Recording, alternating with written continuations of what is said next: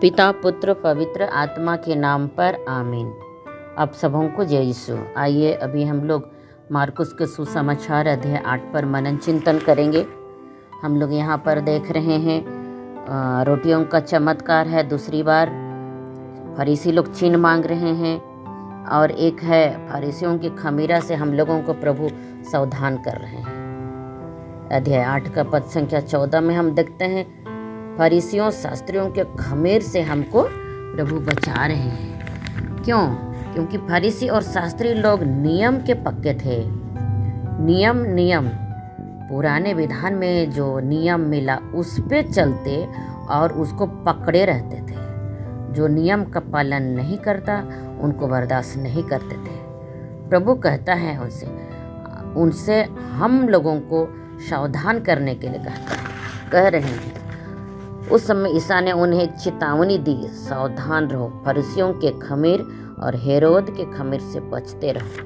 हम लोगों को प्रभु सावधान कर रहे हैं और बचने के लिए भी कह रहे हैं। उनके इस नियम के पीछे, उनके खमीर के पीछे उनका एक खमीर है जो पाप का प्रतीक है। मतलब क्या है? नियम के पीछे एक आत्मा होती है।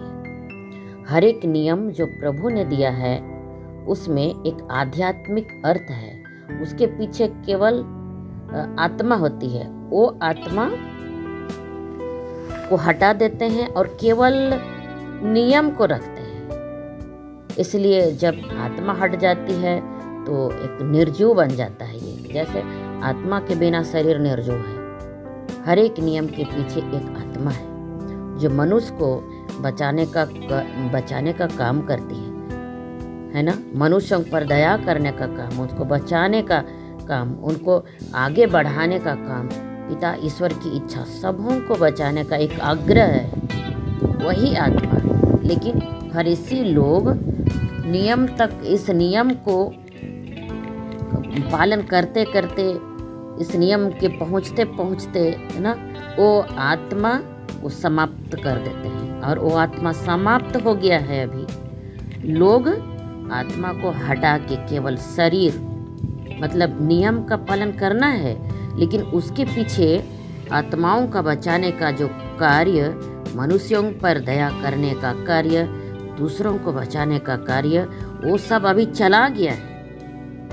इसलिए उसके विषय में प्रभु कहते हैं हम लोगों को सावधान करते हैं। शिष्यों को भी सावधान कर रहे हैं और कहते हैं उनके इस नियम से, जिस नियम में आत्मा मर जाती है, केवल शरीर रह जाता है, उसमें हम लोगों को सावधान कर रहे हैं। आगे हम देखेंगे इसी अध्याय में दुख भोग की भविष्यवाणी प्रभु कर रहे हैं और आत्मत्याग के बारे में बता रहे हैं। यानी दुख भोग की भविष्यवाणी और आत्मा के बारे में जो ईसा मसीह पुराने विधान में जो कुछ भी लिखा हुआ है उसकी पूर्णता यीशु मसीह दुख भोग और उनके पुनरुत्थान के द्वारा पूरा कर रहे हैं। जय यीशु।